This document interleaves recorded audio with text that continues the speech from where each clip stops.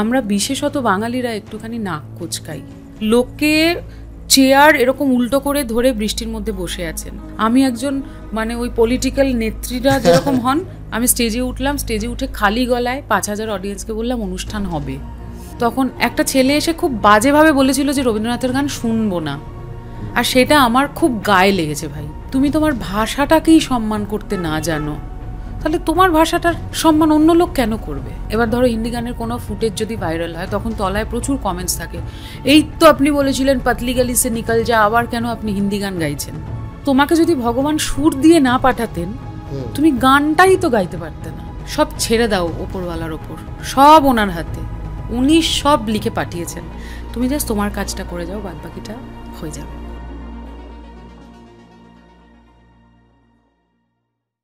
তাহলে বলো কেমন কাটছে এখন? দারুণ, এত ঠান্ডা পড়েছে কলকাতায় যে মানে আমি কুল কিনারা করতে পারছি না যে কিভাবে। যদিও আমি একজন সামার লাভার এবং আমার বন্ধু মহলে খুব এই নিয়ে আমাকে ওরা রাগায়, মানে সামার লাভার। আমি খুব কম মানুষ থেকেছি। না, আমার কেন জানি না খুব ভালো লাগে গরমকাল। মানে শীতে তোমার আপত্তিটা কোথায়? আমি ওই জুবুথুবু হয়ে জীবন কাটাতে পারবো না। আমার পক্ষে ওই শীতকালে একটা শো করতে গেলে ওরে বাবারে কি ঠান্ডা, বা স্নান করতে একটা চাপ হয়, আবার বিছানা ছেড়ে উঠবো, মানে আমি ওই ল্যাদটা নিতে পারি না। তো সেই জন্য খুব একটা শীতকালটা, প্লাস শীতকালে জুঁই ফুল পাওয়া যায় না, গন্ধরাজ ফুল পাওয়া যায় না, আম পাওয়া যায় না, তারপরে মাঝে মাঝে কালবৈশাখী হয় না, বিকেলের হাওয়াগুলো নেই।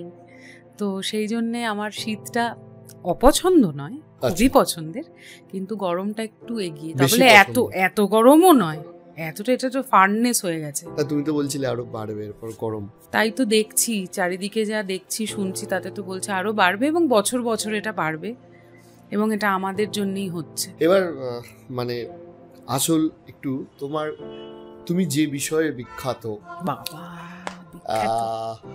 মিউজিকের ক্ষেত্রে আসি।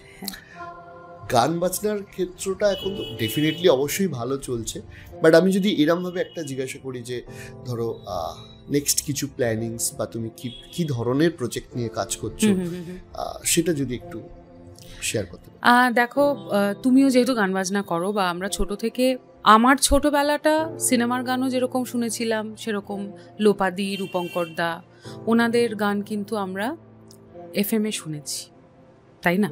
বেসিক বাংলা গান যেটাকে আমরা বলে থাকি। তারপরে আমরা যখন বড় হতে শুরু করলাম, আস্তে আস্তে সেটা কমতে শুরু করলো, FM-এ বাংলা গান বাজা বন্ধ হয়ে গেল। কিন্তু আমার কখনোই মনে হয়নি যে আমি সিনেমার গান গাইবো, আর আমার কাছে বেসিক গান মানে রবীন্দ্রনাথের গান, লোকগীতি, এটাই আমার সাবজেক্ট ছিল, এবং সেটাতে এখনো পর্যন্ত আমি সব থেকে বেশি স্বচ্ছন্দ। কিন্তু বাই ডিফল্ট যেহেতু সিনেমার গান আমার হয়ে গেল, এবং সিনেমার গানটা হওয়ার পরে মানুষ এখন সিনেমার গানেও আমার গলা শুনতে চান, তো দুটো পথই চলছে। তবে আমার যে প্রোডাকশন আমি এবং নীলাঞ্জন আমরা ফর্ম করেছিলাম 2020-তে, সেখান থেকে আমরা যেই কাজগুলো করতে পছন্দ করি, যেই কাজগুলোর জন্য আমরা লোকে মনে করে যে এই কাজগুলো কেউ শুনবে না, সেই সাহসটা আমাদের কারোর থেকে নেওয়ার প্রয়োজন হয় না, আমরা নিজেরা সাহস করে ওই কাজগুলো করে থাকি। তো সেটাও আমার একটা মানে দুটো সরল রেখার মতো, দুটো রেল লাইনের মতো, একটা বেসিক কাজ চলছে আর সিনেমার কাজও চলছে, দুটোতেই আমি খুব খুশি।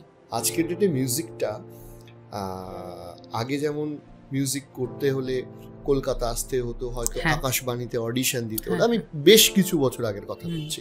তো এখন তো স্কোপটা অনেকটা বেশি হয়ে গেছে, এবং তুমি এমন একজন শিল্পী যার ন্যাশনাল অ্যাওয়ার্ডও রয়েছে, আবার সিলভার প্লে বাটনও রয়েছে। তো ধরো অনেকে স্বপ্ন দেখছে ভবিষ্যতের একজন সঙ্গীত শিল্পী হয়ে ওঠা, ছেলে কিংবা মেয়ে হোক। আমি বলছি যে এই যে ইন্ডিপেন্ডেন্ট ওয়ার্ক আর প্রোডাকশনে কাজ করা, এই দুটোর মধ্যে পার্থক্য তুমি কি দেখতে পেয়েছো, এবং যারা উঠতি শিল্পী তাদের জন্য কোনটা বেটার? কারণ ইন্ডিপেন্ডেন্ট ওয়ার্ক সহজে বেটার বললেও সেখানে প্রোডাকশনটা করতে যে খরচাটা লাগে সেটাও কিন্তু একটা চ্যালেঞ্জ। তো সেইটা তুমি কিভাবে দেখছো? এখন একটা খুব ভালো দিক হয়েছে অরিজিৎ, সেটা হচ্ছে যে যেহেতু মিউজিক স্ট্রিমিং প্ল্যাটফর্মসগুলো আছে, সেজন্য আমার পার্সোনালি যেটা মনে হয় যে ভিডিওতে পয়সা খরচা না করাই ভালো। মানে যারা নিজেরা মানে সেলফ ফান্ডিং করে যারা কাজ করছে, মানে অনেকটা খরচা যেটা।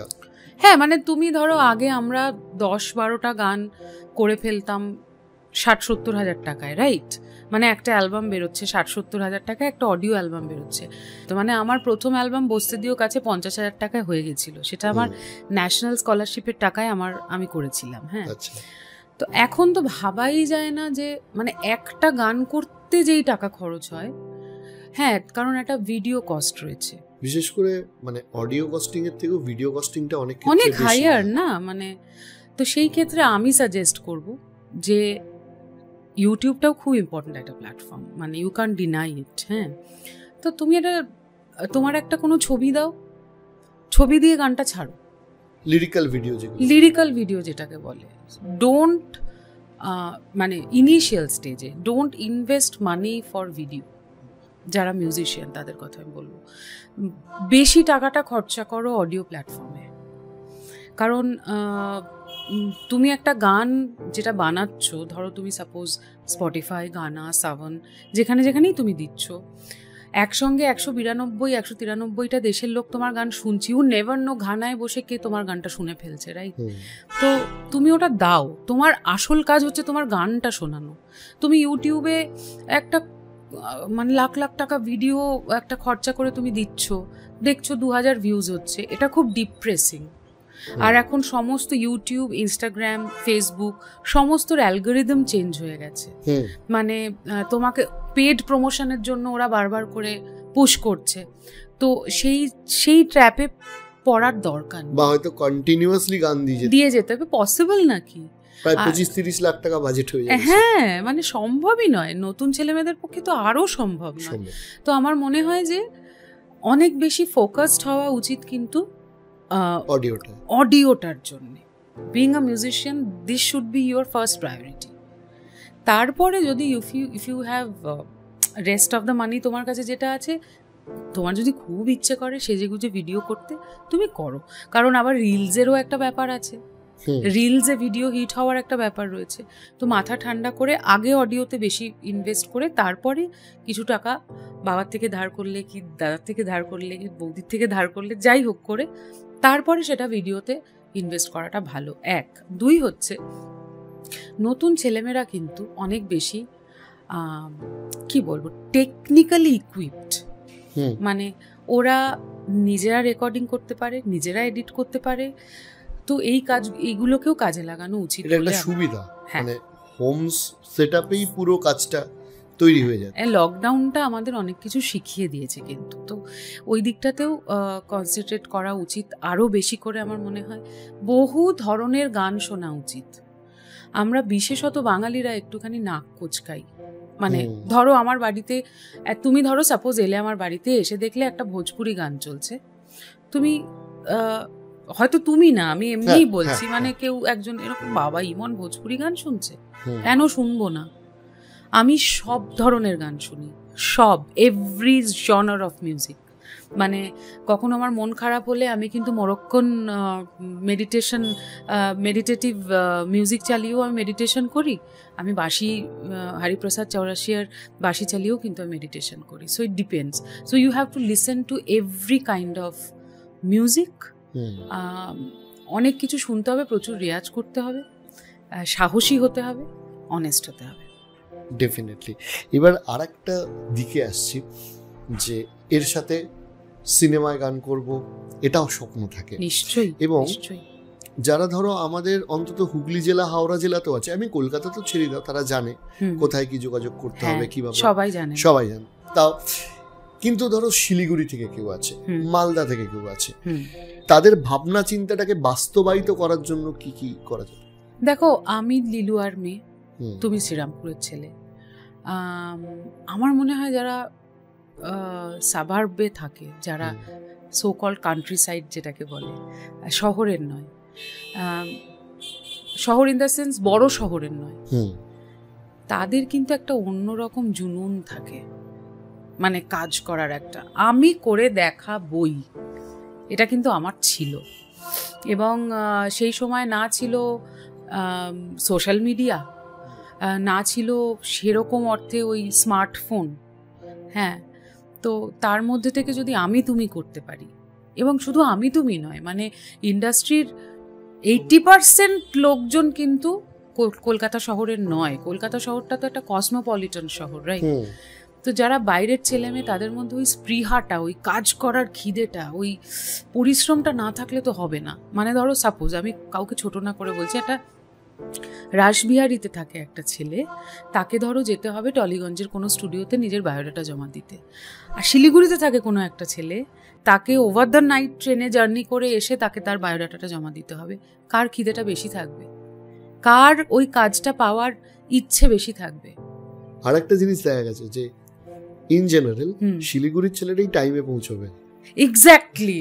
এক্স্যাক্টলি, কারণ সে তো সকাল 6টায় নেমে যাবে হাওড়ায়, তারপর তাকে গোটা দিনটা অপেক্ষা করে বিকেল 4টায় গিয়ে তার বায়োডাটা জমা দিতে হবে। তার স্ট্রাগলটা সত্যিই বেশি। সেই জন্য তার জয় করার ইচ্ছেটাও না আরো অনেক বেশি, কারণ সে তো রোজ রোজ আসতে পারবে না, কিন্তু রাসবিহারীর ছেলেটা তো রোজ যেতে পারবে।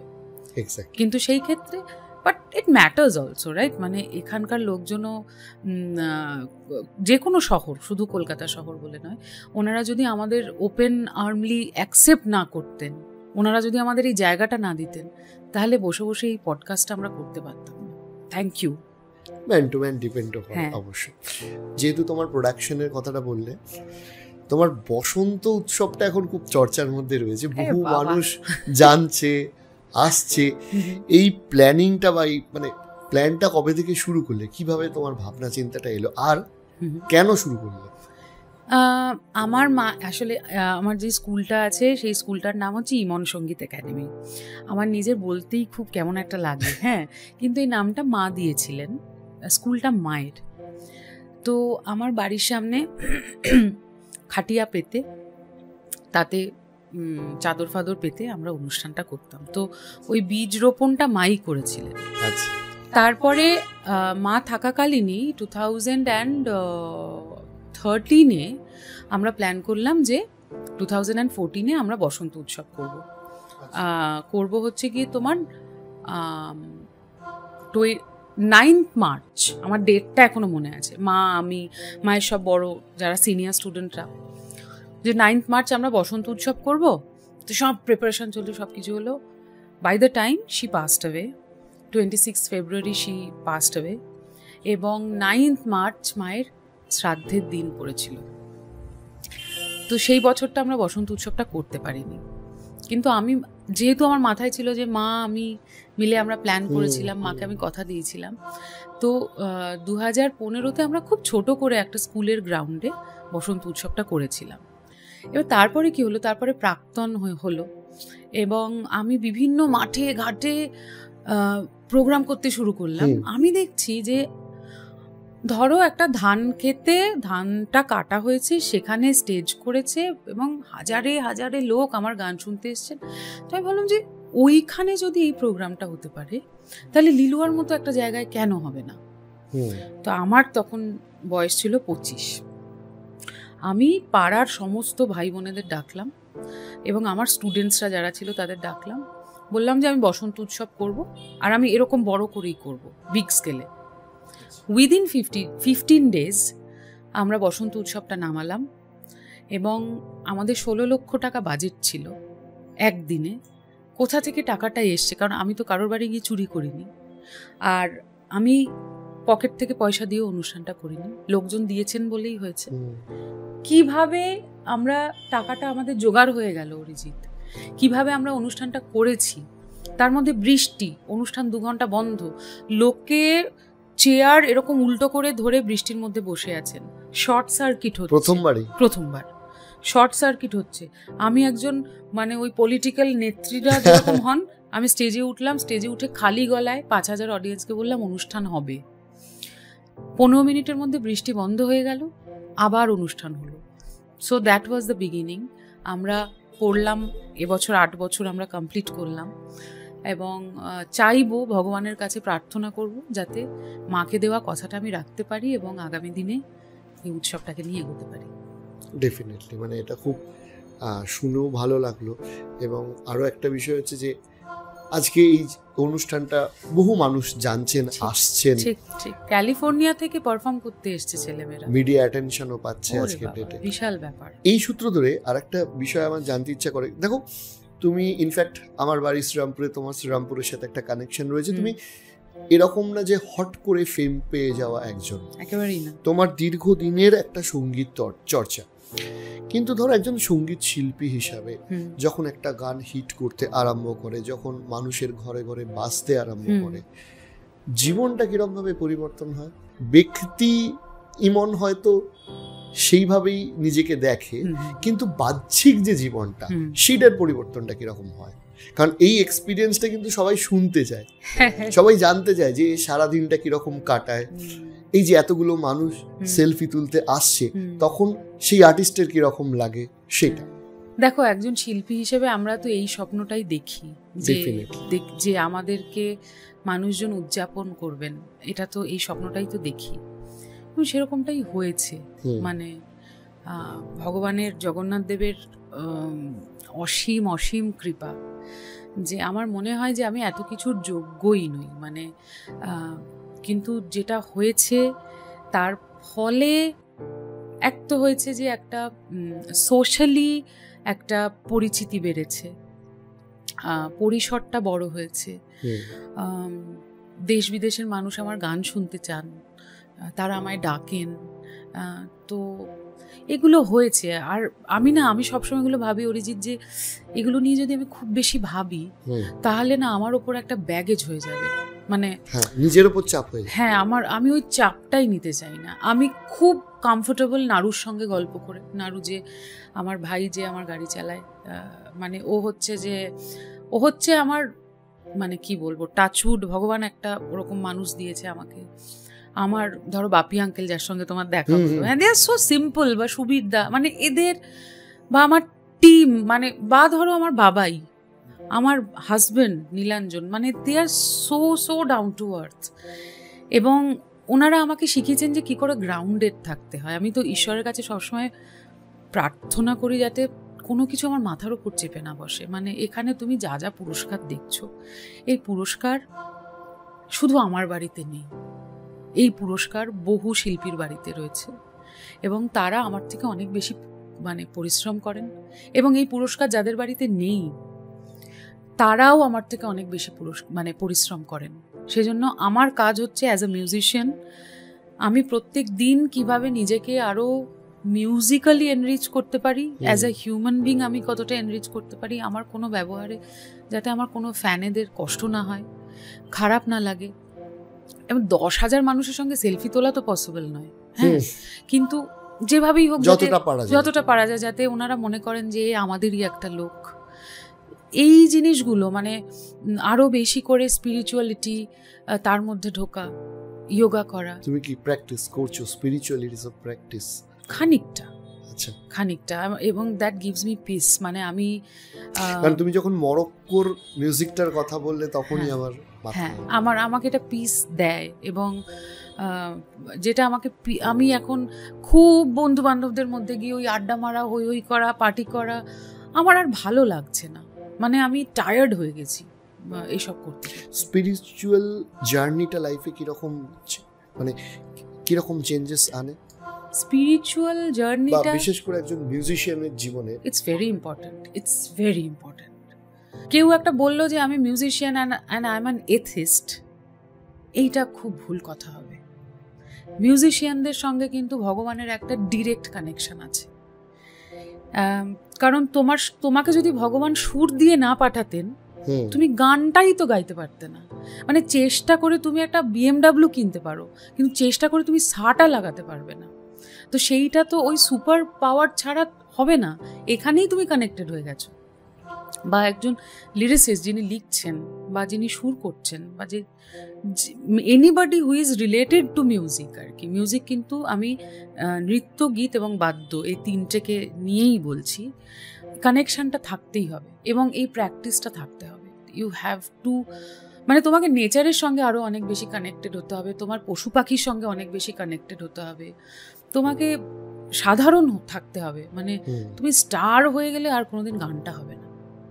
ওই ব্যাপারটা মাথায় কোনোদিন হবে, মানুষ রিলেটই করতে পারবে না তোমার সঙ্গে। যেদিন তুমি মনে করবে যে তুমি স্টার হয়ে গেছো, সেদিন তোমার গানের সঙ্গে মানুষ আর কানেক্ট করতে পারবেন না। এটা আমি লিখে দিলাম তোমাকে, এইটুকু আমি বুঝে গেছি জীবনে। নাহলে অরিজিৎ সিং এসে মুর্শিদাবাদে থাকতেন না এবং গ্রামের মানুষের জন্য হাসপাতাল বানাতেন না, স্কুল বানাতেন না, ওনার কোনো প্রয়োজন ছিল না। তো he is my role model. মানে আমি ওনাকে দেখি, এবং এটা কিন্তু তোমার পডকাস্টের জন্য না, এটা আমি সত্যি সত্যি দেখি। এবং ওর যখনই আমি কোনো গান শুনি তখনই আমি বুঝতে পারি যে মানুষটা কতটা, মানে ওনা একটা সেন্টের জায়গায় পৌঁছে ভেতর থেকে গাইছে, কতটা আমি প্রশ্নটাতেও আসতাম যে তোমার একবার তুমি একটা ইন্টারভিউতেও শেয়ার করেছিলে কিছুটা, তোমার সাথে অরিজিৎ সিং এর একবার দেখা হয়েছিল, কথা হয়েছিল, কিরম ছিল এক্সপিরিয়েন্সটা? তা আমরা জিয়াগঞ্জে কলেজে একটা অনুষ্ঠান করতে গেছিলাম, তো তার আগে আমার মাথাতেই ছিল না যে অরিজিৎ তো ওখানেই থাকেন। আচ্ছা। তো আমি আমার হঠাৎ করে নেমে মনে হয়েছে ও এখানে তো অরিজিৎ সিং থাকে। তো এবার আমি হচ্ছি যে আমি সবসময় আমার বাবাকে বলতাম, এটা আমি জানি না আমার এটা ওপেন বলা ঠিক কিনা, যে বাবাই আমি বিয়ে করলে একটা এরকম লোককে মানে মানে আমি মানে okay I just love that man. হ্যাঁ, তো তারপরে নীলাঞ্জনের সঙ্গে যখন আমার আলাপ হলো, নীলাঞ্জনকে আমি বলেছিলাম শোনো আমি কিন্তু ভালোবাসি ওকে, বিয়ে করছি তোমাকে, মানে অ্যাজ ইভ একটা এরকম ব্যাপার। বাট না, মানে নীলাঞ্জন এসছে বললেই আজকে আমি তোমার সামনে বসে পডকাস্টটা ইন্টারভিউ দিতে পারছি। এনিওয়ে, তো জিয়াগঞ্জে নেমে এখানে তো অরিজিৎ থাকে। আমার ম্যানেজারকে বললাম যে আমি কিচ্ছু জানি না, দেখা আমাকে করাতেই হবে। তো বলছে রাহুলদা বলছে আমি কি করে যাবো, আছি কি নেই বম্বেতে না কোথায় আছে? বলছে আমি জানি না। তো রাহুলদা he kept on trying and trying. I was performing. তো আমি পারফর্ম করতে করতে ব্যাক স্টেজের দিকে তাকিয়েছি, তো তখন রাহুলদা দেখলাম এরকম করে দেখালো। বললাম আচ্ছা সর্টেড। প্রোগ্রাম হয়ে গেল, সব কিছু হলো, আমরা গিয়ে অরিজিতের বাড়ির বাইরে দাঁড়ালাম। আমার কিচ্ছু যায় আসে না, মানে আমি ওর বাড়ির বাইরে ঘন্টার পর ঘন্টা দাঁড়িয়ে থাকতে পারি, কারণ আমি ওই লোকটাকে লিটারালি পুজো করি আর কি। হ্যাঁ, মানে আমি ওকে এতটাই শ্রদ্ধা করি আর কি। তো তারপরে ও অরিজিতের যিনি ম্যানেজার, তার সঙ্গে রাহুলদার পরিচিতি ছিল। তো আমরা গিয়ে ওর স্টুডিওতে বসলাম, এবং আমি স্টুডিওতে বসে ভাবছি যে এই স্টুডিওটা থেকেই সব গানগুলো হয়। তো এটা তো আমার কাছে মন্দির, এবং প্রচুর গিটার্স রাখা, প্রচুর মাইক্রোফোনস রাখা। আমার খালি কি মনে হচ্ছে যে ওগুলো যে আমি ধরি। আঙ্কেল গেছিল আমার সঙ্গে। তো হঠাৎ তারপরে দ্য মোমেন্ট কেম আর he entered to the room, এবং আমি দেখে পাথর হয়ে গেলাম। কিন্তু ও এতটা ব্যাপারটাকে ইয়ে করে নিল না, সিম্পল করে নিল। আঙ্কেলের সঙ্গে গল্প করছে, আমার সঙ্গে গল্প করছে, নিজে নিজেই আমার সঙ্গে সেলফি তুললো, নিজে আমাকে ওর নাম্বার দিল এবং বলল যে তোমার সঙ্গে কখনো কোনো কাজ হলে আমার খুব ভালো লাগবে, আমি তোমার গান খুব শুনি। আচ্ছা, এটাও তো একটা প্রাপ্তি, বিশাল বড় প্রাপ্তি, বিশাল বড় প্রাপ্তি। বা ধরো শ্রেয়ার সঙ্গে যখন আমার দেখা হয়েছিল, এনারা এত ডাউন টু আর্থ, এত মানে বাঙালি তোমার গান শুনবে এটা আলাদা কিছু না, সবাই শুনবে, কারণ সেই রিচটা বা সেই পপুলারিটিটা তোমার আছে। বাট সেই শিল্পী যাকে তুমি রোল মডেল বলে মনে করছো, তিনি নিজে মুখে যখন বলছেন, এটা একটা বিশাল বড় প্রাপ্তি, বিশাল বড় প্রাপ্তি। এবার আমি এটা অন্যদিকে আসছি, সেটা হচ্ছে ধরো তুমি ফোক আর রবীন্দ্রসঙ্গীত নিজেকে বলছো যে আমি খুব কমফোর্টেবল ফিল করি, কিন্তু অ্যাজ এ প্লেব্যাক সিঙ্গার তোমাকে তো হয়তো এই কমফোর্ট জোনটা থেকেও বেরোতে হচ্ছে। তো এই সিঙ্গারদের কমফোর্টেবল জোন এবং বাইরে গিয়ে গান করা, এই প্র্যাকটিসটা কতটা জরুরি? আর 2 নম্বর হচ্ছে এই যে সব ধরনের মিউজিক আমি শুনি, এই সব ধরনের মিউজিকটা একজন মিউজিশিয়ানের কাছে কতটা ইম্পর্টেন্ট? কারণ ওই নাক সিটকানোর কালচারটা কিন্তু শিল্পীদের মধ্যেও আছে। ও বাবা, don't get me into this. মানে আমি আমার কথা বলতে পারি যে আমি বিফোর প্রাক্তন আমি সব ধরনের গান শুনতাম না। মানে আমি রবীন্দ্রনাথের গান এত বেশি, মানে আমি না, আই ওয়াজ গ্লুড। ইনফ্যাক্ট আমি এখনো গ্লুড। মানে আমি রবি ঠাকুরের গান যখন গাই, আমার দিক বিদিক আমার থাকে না, আমি কিছু বুঝতে পারি না। মানুষটা এরকম সৃষ্টি করে। হ্যাঁ, মানে he is a rock star. তো আমি কিছুই আমার মাথায় থাকে না যখন ওনার, আর যত বয়স বাড়বে রবীন্দ্রসঙ্গীত তত বুঝতে পারা যায় জীবন দিয়ে। Yes, absolutely. তো সেই জন্যে সেই ক্ষেত্রেও খানিকটা, প্লাস তুমি নিশ্চয়ই রাজুদাকে চেনো, শ্রী রাজকুমার রায়, তোমাদের শ্রীরামপুরেরই মানুষ। তো উনি যেভাবে আমাকে রবীন্দ্রনাথকে দেখতে শিখিয়েছিলেন, পরবর্তীকালে শ্রীমতী স্বাগতা লক্ষ্মী দাশগুপ্ত, শ্রীমতী অপালা বসু সেন যেভাবে আমাকে রবীন্দ্রনাথ ঠাকুরকে দেখতে শিখিয়েছেন, আমি আর বেরিয়েই আসতে পারছিলাম না। কিন্তু তারপরে যখন প্রাক্তন হলো, বিভিন্ন ধারার গান আসতে শুরু করলো আমার কাছে। এবার আমি ভাবছি এই গানগুলো আমি কি করে গাইবো, আমি তো জানি না কি করে গায়। তখন আমার শোনা শুরু হলো এবং শুনতে শুনতে আমার মনে হলো যে মিউজিক ইজ ইউনিভার্সাল। রবীন্দ্রনাথের গান যতটা আধুনিক, বেটোফেনও ততটাই আধুনিক। আবার সলিল চৌধুরী যতটা আধুনিক, ঠিক এখন তুমি যদি বলো প্রীতমের গান আমার ভীষণ ভালো লাগে, কম্পোজিশন, জিদ্দার কম্পোজিশন, এখানকার মধ্যে আইডির কম্পোজিশন আমার খুবই ভালো লাগে, অনুপম দা তো আছেনই, ইনফ্যাক্ট দেবুদা, প্রত্যেকের কাজ আমার মনে হলো কি যে আমাকে এবার এই জিনিসগুলোকে নিজেকে এগুলোর মধ্যে ফেলতে হবে, মানে আমাকে ওই গানটা হয়ে উঠতে হবে। যখন আমার কাছে কোনো, যেমন ধরো বন্ধু আমার রসিয়া, খাটের ওপর বসিয়া কি একখান গান বানাইছে, এটা যদি 10 বছর আগে ইমনের কাছে আসতো, ইমন না বলে দিত। কিন্তু আমি দেখলাম যে এই গানটা যখন আমার কাছে এসেছে, আমাকে ওই গানটা হয়ে উঠতে হবে। কারণ আমার তখন মনে হলো যে লতাজি যদি গাইতে পারেন কাটা লাগা, বা শ্রেয়া যদি গাইতে পারে চিকনি চামেলি, আমি কোন হনু, কেন গাইব না? আর এই নাম্বারসগুলো, এই পেপি নাম্বারগুলো আমাদের ইন্ডিয়ান ফিল্ম মিউজিকে একটা খুব ইম্পর্টেন্ট জায়গা প্লে করে, প্রচুর বিজনেস দেয়, আমি কেন গাইব না? আর গান, হ্যাঁ কমার্শিয়াল গান, এবং গানটা গাইলাম কার সঙ্গে? With none other than Mika Singh, কেশবের। আচ্ছা, এবার কেশবের কথা বলি। এই গানটার কথা আমি ওর বাড়িতে সরস্বতী পুজোর দিনকে হচ্ছিল, তাই ওর বাড়িতে পৌঁছেছি আমি রাত 1টার সময়, হাবড়াতে অনেক দূর।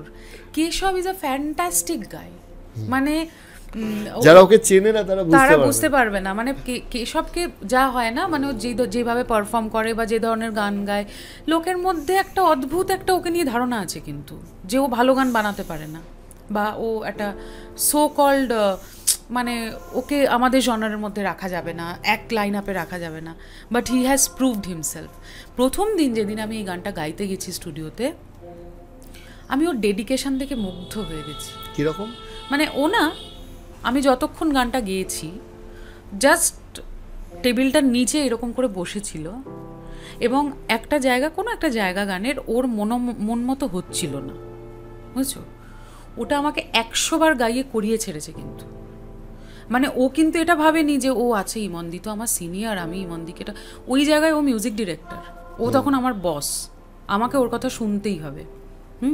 এবং ও রোলটা এত সুন্দরভাবে, এত পোলাইটলি প্লে করেছে যে আমি খুবই খুশি ওর সাথে কাজ করে, এবং আমি চাই যে আগামী দিনে ও আরও অনেক ভালো কাজ করুক, নিজেকে আরও ভাঙুক, এবং আমরা একসঙ্গে অনেক কাজ করি, এই ইচ্ছে আছে। ডেফিনেটলি। এবার একটু অন্যদিকে আসি, সেটা হচ্ছে একটা ফুটেজ খুব ভাইরাল হয়েছিল। হ্যাঁ, বাংলা গান ভালো না লাগলে ওখান থেকে পাতলি গালি সে নিকাল যাও। বাঙালির যে গান বা বাংলার যে মিউজিক, হ্যাঁ, সেইটার ফিউচার কিরকম দেখতে পাচ্ছ? কারণ আমাদের এখানে অনেক ল্যাঙ্গুয়েজের গান আসছে, আগে শুধু হিন্দি আসতো, এখন সাউথ থেকে মিউজিক আসছে, তো সেই জায়গাটা একটা তোমার থেকে জানতে চাইবো, 1 নম্বর। আর 2 নম্বর ব্যাপার হচ্ছে তুমি অতটা রিঅ্যাক্ট করলে কেন করেছিলাম? আগে তোমার সেকেন্ড প্রশ্নের উত্তরটা দিই, and thanks for asking me the question. কারণ যদিও আমার ক্ল্যারিফাই করার কোনো দরকার নেই যে আমি কেন বলেছিলাম, বাট অনেকের এটা প্রশ্ন, কারণ আমি স্টেজে হিন্দি গানও গাই, তখন এবার ধরো হিন্দি গানের কোনো ফুটেজ যদি ভাইরাল হয়, তখন তলায় প্রচুর কমেন্টস থাকে, এই তো আপনি বলেছিলেন পাতলি গালি সে নিকাল যা, আবার কেন আপনি হিন্দি গান গাইছেন? ঘটনাটা যেটা হয়েছিল, আমার ওখানে খুব ভালো শ্রোতা ছিল, মানে ভালো শ্রোতা তো মানে হয় না যে ঘন্টার পর ঘন্টা গাওয়া যায় ওনাদের সামনে, তো ওই প্রোগ্রামটা তো এরকম অসাধারণ শ্রোতারা ছিলেন, তো বিভিন্ন ধরনের গান গাইছে, আমার গান আরও সব কিছু সব হচ্ছে। তো রঙ্গবতীর পরে গাওয়ার পরে আমার হঠাৎ করে মনে হলো কি যে আমি একটা রবীন্দ্রনাথের গান গাইব। তো আমি তখন অডিয়েন্সকে বললাম যে আমি একটা রবি ঠাকুরের গান গাইতে পারি, এই পাশ থেকে কোনো একটা ছেলে, হ্যাঁ আমার ভাইয়ের চেয়েও ছোট হবে বয়সে, সে এসে বলছে শুধু হিন্দি গান শুনবো পাশ থেকে। আমার এত মাথাটা গরম হয়ে গেছে তখন, আমি বলছি যদি তুমি শুধু হিন্দি গানই শোনো তাহলে পাতলি গালি সে নিকল যাও। মানে আমিও ওটা একটা ইয়েতে বলে ফেলেছি, হয়তো বলতে ভেবে বললে অতটা হতো না, আমি ভেবেই বলেছি, মানে ওটা ও ডিজার্ভ করে, ওইটাই ও ডিজার্ভ করে, ওই উত্তরটাই ও ডিজার্ভ করে। এরপরে কি হলো, কিছু বিজ্ঞ লোকজন আছেন তো ইনস্টাগ্রামে, এই সোশ্যাল মিডিয়াতে, হ্যাঁ সবাই সব কিছু জানেন, তো একটা পক্ষ হয়ে গেল আমার পক্ষে, একটা পক্ষ ভাবলো যে আমি শুধুই বাংলা গানের পক্ষে, নিজেরাই ভেবে নিল কিন্তু, আর একটা পক্ষ ভাবলো যে আমি এই হিন্দি গান বা আরও অন্যান্য ভাষার যা যা গান রয়েছে সেগুলোকে একদম সাইডে রাখি আর কি, মানে সেগুলো পছন্দই করি, হ্যাঁ শোনাই পাপ, আমার নরকে ঠাই হবে এরকম একটা ব্যাপার আর কি। তো দুটো তরফ দুজনের মতো ভেবে নিল। এইবারে কি হলো, যখন ভিডিওটা এবার বুদ্ধি করে অর্গানাইজাররা কি করেছে, ওই পোর্শনটা তুলে দিয়ে দিয়েছে দায়িত্ব নিয়ে। এবার তার ফলে ভাইরাল হয়েছে, আগুন জ্বলছে, এই হচ্ছে সেই হচ্ছে। যারা শুধু বাংলা গানের পক্ষে তারা আমার দিকে চলে এলেন, আমার হয়ে তারা ফাইট করছেন, আমারটা কেউ আর জানতে চাইছে না আমি কি বলতে চেয়েছি। Thank you for asking. So that was the reason, যে একটা ছেলে এসে খুব বাজেভাবে বলেছিল যে রবীন্দ্রনাথের গান শুনবো না, আর সেটা আমার খুব গায়ে লেগেছে ভাই, বহুত গায়ে লেগেছে। এবং আমার তখন মনে হয়েছে যে ওখানে দাঁড়িয়ে ওকে আমি যদি আরও 4টে কথা বলতে পারতাম না, আমার মনে হতো যে আমি শান্তি পেয়েছি। কিন্তু যা হয়, মানে কখনোই তো লিমিট ক্রস করে কিছু বলা যায় না, ওই শিক্ষাও নেই আমার। কিন্তু ওটা আমি বলেছিলাম, আর তারপরে দিস ইজ দ্য থিং। এখন এবার যেহেতু হিন্দি গান ধরো আমি গাই, কভার করি, আমার গান রহমান স্যার শেয়ার করেছেন, শঙ্কর মহাদেবন স্যার শেয়ার করেছেন, কৈলাসকে, মানে যাদের যাদের গান গেয়েছি সবাই কিন্তু শেয়ার করেছেন আমার গান, রিটুইট করেছেন। তো এটা আমার কাছে একটা বিশাল বড় পাওয়া। একজন সিঙ্গার হিসেবে কেন আমি খালি বাংলা গান গাইবো, বা কেন খালি আমি বাংলা গানের পক্ষে থাকবো? Music is universal, right? তো আমি সব ধরনের গান গাইবো না। ফিউচার অফ বেঙ্গলি মিউজিক, দেখো এই জায়গাটাতে it's a very tricky question. শুধু বেঙ্গলি মিউজিক না, বেঙ্গলি সিনেমাও তোমাকে অ্যাড করতে হবে, বাংলা সাহিত্যও অ্যাড করতে হবে, বাংলা ভাষাকেও অ্যাড করতে হবে। আমার বিভিন্ন জায়গায় গিয়ে যেটা মনে হয়েছে, কয়েকদিন আগে আমি এবং নীলাঞ্জন আমরা অ্যানিভার্সারি সেলিব্রেট করতে কেরালা গেছিলাম। আমি ওখানে কাউকে হিন্দিতে কথা বলতে শুনিনি। আমি খুব রেয়ারলি, মানে ইংলিশে ওনারা আমি দেখেছি যে তাও একটা ইংলিশটাও খুব ভাঙা ভাঙা ইংরেজি, ইনফ্যাক্ট হিন্দি বললে ওরা হেসে বলে নো হিন্দি, বা বলছে হিন্দি নেই বলেগা, এটা বলছে। কিন্তু হ্যাঁ, ব্যাপারটা যেটা হচ্ছে সেইটাও যে খুব একটা কাঙ্ক্ষিত সেরকম নয়, হ্যাঁ, কারণ আমরা তোমার গেস্ট হয়ে গেছি ওখানে, আমাদেরকে সাপোর্ট করাটাও তোমাদের কাজ। কিন্তু আমার বক্তব্য হচ্ছে আমরা কিন্তু বাংলা পড়তেই ভুলে গেছি। নতুন জেনারেশন, আমি চোখের সামনে দেখতে পাই যারা, যে ছেলেমেয়েরা, বাচ্চা বাচ্চা ছেলেমেয়েরা আমার কাছে গান শিখতে আসে, হয় বাবা মারা লিখে দেন, নয় তারা ইংরেজিতে লেখে। আচ্ছা, হ্যাঁ, মানে সারেগামা পাধানিসা ইংরেজিতে লিখছে, বা কোনো গান, বাংলা গান ইংরেজিতে লিখছে। It is not acceptable, this is not right. কারণ যদি তুমি তোমার ভাষাটাকেই সম্মান করতে না জানো, তাহলে তোমার ভাষাটার সম্মান অন্য লোক কেন করবে? একটা অন্য ভাষার লোক কেন করবে? আমি আমার বাবা মাকে সম্মান করছি না, আর যেই আমার বাবা মাকে কেউ অসম্মান করছে তখন তারা খারাপ হয়ে যাচ্ছে। এটা তো ঠিক নয়। আমার ভাষা, আমার কালচার, সেগুলো কি এইভাবে হেলায় হারিয়ে যাবে? মানে আমি তো খুবই ভীত। এবার এখানে একটা ব্যাপার আছে যে, না, এই ক্ষেত্রে আমি just getting back to your point, আমি বলে নি, নাহলে আমি ভুলে যাব। সেটা হচ্ছে যে আমাদের না একটু ভিন্ন ধারার গান শোনাতে হবে। তুমি যদি অন্যরকম গান, হ্যাঁ, মানে বাংলা গানই, কিন্তু তার ট্রিটমেন্টটা যেই মুহূর্তে একটা আউট অফ দ্য বক্স কোনো গান রিলিজ করছে, মানুষ রেসিপ্রোকেট করছেন না বাংলা গানের সঙ্গে। ধরো আমি দেখেছি আমার প্রোডাকশন থেকে, আমি এমন একটা খুব এক্সপেরিমেন্টাল কোনো একটা কাজ করলাম, তোমাকে আমি গান শুনিয়ে দেবো আফটার দিস পডকাস্ট। হ্যাঁ, সেম গানটা যখনই সাউথ থেকে রিলিজ করছে মানুষ শুনছে, রিলেট করছে, কিন্তু এখানে কিন্তু সেই এক ধরনের গান হয়ে যাচ্ছে। মানে বুঝতে পারছো? তুমি যদি দেখো বিগত 20 বছরের যদি তুমি ইতিহাসটা দেখো একটু, এক ধরনের গান হচ্ছে। তো মানুষকে না একটু অন্য কিছু শোনাতে হবে। মানে সত্যি এটা রেগে যাওয়ার খুব কারণ আছে যে কেন বাঙালি শুধু রবীন্দ্রনাথের গান শুনবে। মানে রবীন্দ্রনাথের গানের বাইরেও তো এত ছেলেমেয়েরা আছে, এত মিউজিক হচ্ছে, সেগুলো মানে সব থেকে বেশি বিক্রি হয় রবীন্দ্রনাথের গান। তোমার কোনো গান চলছে না ইউটিউবে, তুমি একটা রবি ঠাকুরের গান চালো, ঠিক চলবে। আরে বাবা, ওই জায়গাটা থেকে বেরিয়েও তো একটু যেতে হবে। এটা কিন্তু বাঙালি শ্রোতাদেরও দায়িত্ব নিতে হবে। যেই মুহূর্তে বাঙালি শ্রোতা এবং বাঙালি শিল্পীরা, বাংলার শিল্পীরা একটা সেম পেজে আসবেন, তখনই তোমাকে আমি ভবিষ্যৎটা নিয়ে বলতে পারবো। এখন ভবিষ্যৎ নিয়ে বলার জায়গাতে নেই। যেহেতু তুমি প্রোডাকশনেও কাজ করেছো, একটা খুব ইম্পর্টেন্ট জিনিস জিজ্ঞাসা করছি, যে কোথাও গিয়ে কি এটা মনে হয় যে দেখো বাজেট, আজকে সাউথ যে বাজেটটা পাচ্ছে বা ইনফ্যাক্ট বলিউড যে বাজেটটা পাচ্ছে, বাংলাতে সেটা ধারে কাছেও পাওয়া যায় না। তো বাজেট কি একটা ইস্যু হচ্ছে? ডেফিনেটলি। এটার পেছনে কি কারণ ইন্ডাস্ট্রিতে 10 বছর থেকে আমি বুঝতে পারিনি। কারণ বাঙালিদের কাছে পয়সা নেই এটা কিন্তু নয়। মানে আমি এরকম বাঙালি দেখেছি একটু অন্য ফিল্ডের, যে একজন বাঙালি ব্যবসায়ী ছবি কেনেন, বাঙালি শিল্পীর ছবি কেনেন, কলকাতার এক্সিবিশন থেকে কেনেন না, মুম্বাই হলে সেখান থেকে গিয়ে কেনেন। Very sad. ঠিক বলেছো, ঠিক বলেছো। হ্যাঁ, যাকে অনেক ভারী ভারী কথা হয়ে গেল। এইবার যারা দর্শক অনেকে দেখছেন দূর থেকে, আমি একটা মুহূর্ত বলে টাফ বলবো না, করবো না তোমার জন্য। শিল্পী হিসাবে একটা দুটো অন্তত মুহূর্ত যেটা তোমার জীবনের প্রাপ্তি, হয়তো স্বপ্ন দেখতে বাস্তবে হলো। স্বপ্ন তো প্রচুর রয়েছে, মানে দু চোখ ভর্তি স্বপ্ন রয়েছে, কিন্তু কয়েকটা জিনিস খুব ছোঁয়া দিয়েছে, মানে নাড়া দিয়েছে আমাকে। সেটা হচ্ছে কয়েকদিন আগেই আমি বড়মার মন্দিরে, মানে বড়মা মানে শালকিয়ার বড়মা, আচ্ছা, সেখানে প্রোগ্রাম করতে গেছিলাম। তো প্রত্যেক বছরই আমি ওখানে গাই এবং বসে হারমোনিয়াম তবলা নিয়ে গান গাই আর কি, বুঝতে পারছো? লোকজন এসে গলায় মালা পরায়, এরকম দারুণ হ্যাঁ, আলাদা পরিবেশ। তো ওখানে শো করে বেরোচ্ছি, তো একজন ভদ্রমহিলা বেশ বয়স্ক, তো তিনি আমি গাড়িতে বসা, উনি বাইরে আমার হাতটা ধরে অঝোর নয়নে কাঁদছেন, মানে প্রচণ্ড কাঁদছেন, এবং কাঁদতে কাঁদতে আমাকে বলছেন, তোমার তো মা নেই, আমি জানি মা না থাকলে কি কষ্ট হয়, তুমি যে তার মধ্যেও এরকম হাসি মুখে গান গাও এবং আমাদের সবাইকে আনন্দ দাও, আমি কিন্তু তোমার একটা মায়ের মতো।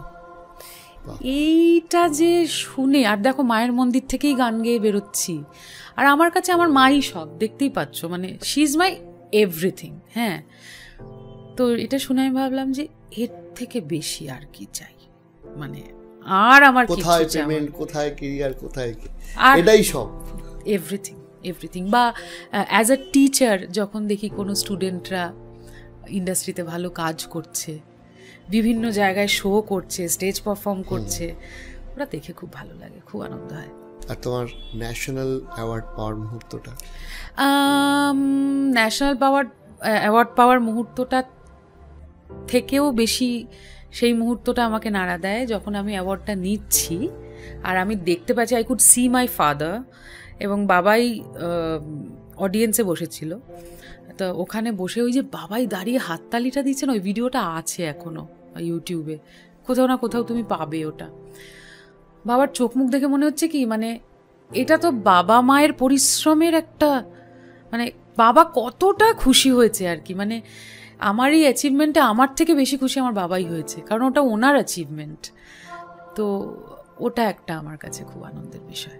তোমার জীবনের অনেক গল্প শুনলাম অনেকক্ষণ ধরে, আর যেটা অফ দ্য ক্যামেরা বলছিলাম যে থ্যাংক ইউ আসার জন্য বা আমাদের সময় দেওয়ার জন্য, কিন্তু তোমার লাইফে এখনো আশা আছে বা তুমি চাও যেটা তোমার সাথে হোক, এখনো হয়নি, ইচ্ছা পূরণ, সেরকম কি কি আছে একটু যদি শুনতে পারি? দেখো, এইটাকে তো বেসিক্যালি এই ইচ্ছেগুলো বা যেটা আমি চাই আমার সঙ্গে হোক, সেটাকে তো ম্যানিফেস্টেশন বলে, এবং ওটা নিয়ে কথা না বলাই ভালো, কারণ আমি চাই না যেটা আমি রেগুলারলি ম্যানিফেস্ট করছি, মানে খুবই চাই বলতে, কিন্তু আমি যতদূর জানি যে কোনো জিনিস ম্যানিফেস্ট করলে সেই জিনিসটা হওয়ার আগে বলাটা ঠিক নয়, বেশি বলাটা। হ্যাঁ, তো আমি একদমই বলতে পারবো না। আচ্ছা, কিন্তু একটা জিনিস বলতে পারি, সেটা হচ্ছে যে আমি একজন রেলিভেন্ট মিউজিশিয়ান হয়ে থাকতে চাই। মানে যেমন ধরো উষা উথু, যেমন ধরো আশা ভোসলে, যেমন ধরো শ্রীমতী সন্ধ্যা মুখোপাধ্যায়, প্রত্যেকেরই নাম আমি কানে হাত দিয়েই একেবারে মন থেকেই বলছি, এবং লতাজি মানে একদম ধরাছোঁয়ার বাইরে। কিন্তু আমার বক্তব্যটা এইটা যে জীবনের শেষ দিন পর্যন্ত যাতে আমি সঙ্গীতের মধ্যে থাকতে পারি এবং একজন যোগ্য রেলিভেন্ট মানে সমসাময়িক মিউজিশিয়ান হয়ে যাতে নিজেকে দেখতে পারি। আমার কাজের প্রতি খিদে যেন কখনো না চলে যায়, এবং কোনো কিছুর জন্যে আমি যেন গ্রিডি না হয়ে যাই। মানে সঙ্গীতের থেকে চাইতে চাইতে চাইতে চাইতে এমন একটা জায়গায় যাতে চলে না যায় যে আর কিছু চাওয়ার যাতে না থাকে, এরকম যাতে জায়গায় না যায়। আমিও যাতে মিউজিককে কিছু দিতে পারি, এবং মানুষজন আজীবন যেন ইমন চক্রবর্তীকে একজন যোগ্য সঙ্গীত শিল্পী হিসেবে মনে রাখেন এবং সম্মান করেন, এইটুকুই চাই। খুব সুন্দর উত্তর। তবে শেষ হয়েও হইল না শেষ। আমি এই সূত্রে একটা জাস্ট ছোট করে যোগ করি, তোমার এখানে বহু ছাত্রছাত্রী শিখছে, ফিউচার জেনারেশনের জন্য ইমন চক্রবর্তী কি কি করছে? দেখো, অলরেডি আমরা একটা কম্পিটিশন করছি নতুন প্রতিভার খোঁজে, এটা 2nd ইয়ার হলো, এবং যারা সেখানে টপ 4 সিলেক্টেড হয়েছে লাস্ট 2 ইয়ারেই, তারা প্রত্যেকটা রিয়েলিটি শোতে তারা যাচ্ছে। অফিশিয়ালি হয়তো সেরকমভাবে টাই আপ নেই আমাদের, কিন্তু আনঅফিশিয়ালি আমার দিক থেকে বলা থাকে যে প্লিজ ওদের একটা সুযোগ দিও, অ্যাটলিস্ট ওদের শুনো। তো সেই অর্থে বহু ছেলেমেয়েরা কাজ করছে, এবং আমার এই প্রোডাকশনটা কিন্তু বেসিক্যালি নতুনদের কথা মাথায় রেখেই তৈরি করা। তুমি যদি আমার ইউটিউবে যাও, তুমি প্রচুর নতুন ছেলেমেয়ের গান শুনতে পারবে, ওদেরকে একটা জায়গা করে দেওয়ার আমার যতটুকু ক্ষমতা তার মধ্যে। তবে আমি এইটুকু বলতে পারি, জানো তো, পুরনোদের একটা অন্যরকম জোর থাকে, নতুনদের কিন্তু একটা অন্যরকম জোর থাকে, যে সাহসটা থাকে, যে রিস্ক নেওয়ার মানে অদম্য একটা উৎসাহ থাকে, সেইটা যেন কেউ হেলায় না হারায়। এবং এই সময়টাকে, এই কম বয়সটাকে যাতে তারা খুব প্রপারলি ইউটিলাইজ করে, রোজ রেয়াজ যাতে করে, রোজ, নো ম্যাটার হোয়াট, এভরিডে রেয়াজ, নিজেকে ব্রাশ আপ করা। এবং শুধু এখন তো রেয়াজ নয়, তোমাকে শারীরিকভাবেও সুস্থ থাকতে হবে, মানসিকভাবেও সুস্থ থাকতে হবে। সুস্থ থাকো, আনন্দে থাকো, ভালো থাকো, আর সব ছেড়ে দাও ওপরওয়ালার ওপর, সব ওনার হাতে, উনি সব লিখে পাঠিয়েছেন, তুমি জাস্ট তোমার কাজটা করে যাও, বাদ বাকিটা হয়ে যাবে। অসংখ্য ধন্যবাদ আমাদের সময় দেওয়ার জন্য, আর আপনাদের আরও অনেক ধন্যবাদ, কারণ আপনারা না থাকলে হয়তো আমরা এরকম আড্ডাগুলো দিতে পারতাম না। তবে পরবর্তী এপিসোডে অবশ্যই আপনাদের সাথে আবার দেখা হবে। আর আজকে আপনাদের কেমন লাগলো, আরও কি কি জানতে চান, সেগুলো প্রত্যেক এপিসোডেই বলি যে কমেন্ট করে জানাবেন। দরকার হলে আমরা সেই প্রশ্নগুলো নিয়ে আরেকদিন আড্ডা দেবো। তো আজকের জন্য এখানেই শেষ করছি। নমস্কার। Thank you.